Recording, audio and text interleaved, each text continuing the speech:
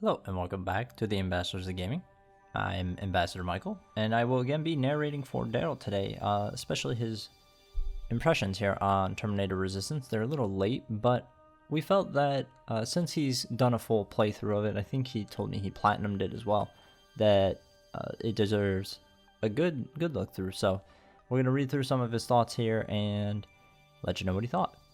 Terminator Resistance was a surprise release towards the end of 2019 with very little promotion.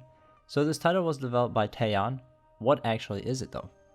Well, at heart it's an FPS with some extra elements we will discuss later on. It's set after Judgment Day in the year 2028, where he plays Jacob Rivers, who is the only survivor after his resistant unit is attacked in Pasadena. And the story continues when he finds a bunch of survivors and escapes the area.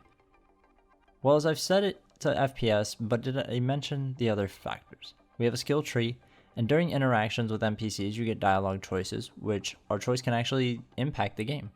How much, I will leave you to discover, but it can have quite an impact. You can lock the frame rate to 30 frames per second, or have it unlocked. At 30 frames per second it runs okay, but having it unlocked will give you a better experience. Even though it doesn't run as smooth as Wolfenstein or Doom, which are older releases, I didn't really encounter any real issues in heavy combat. It was still pretty playable. Visually, it's an average looking game, but we do have some decent lighting, and reflections in water are recreated well. Character models can look a bit dated, and some textures as well, but I've seen worse this generation. But when you look at Wolfenstein and Doom Eternal, we should be pushing the bar higher than what is shown here in Terminator. Sound-wise, it sounds like an authentic Terminator experience, which is a positive point. We have authentic weapon sounds, and the theme is fantastically well created with blended into the score brilliantly. But after all this, is it still worth picking up? Is it still worth bothering to play?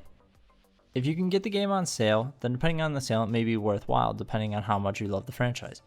The sale price when I got this was in the region of £14 to $20 US, which is closer to what I'd value the game at. Even with its shortcomings, it's a fun game and a fantastic universe. And hopefully we can see some bigger, more impressive titles to complement this franchise. The game got poorer feedback on console than on Steam, and I've played through on PlayStation 4 Pro, and as I said, if the price is around the same sale price I paid, then I would recommend looking at it, otherwise, you can probably wait.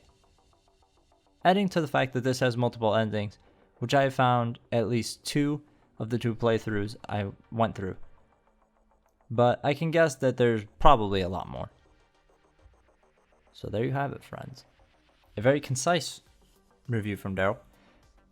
He may have some additional thoughts. We may have to update this later on, but as his first impressions of it were not a glowing review, obviously, but the game did a bit better than it was expected given the developer's history. So we have some screenshots for you as always. I'll leave you with those, and we will see you next time. Goodbye, friends.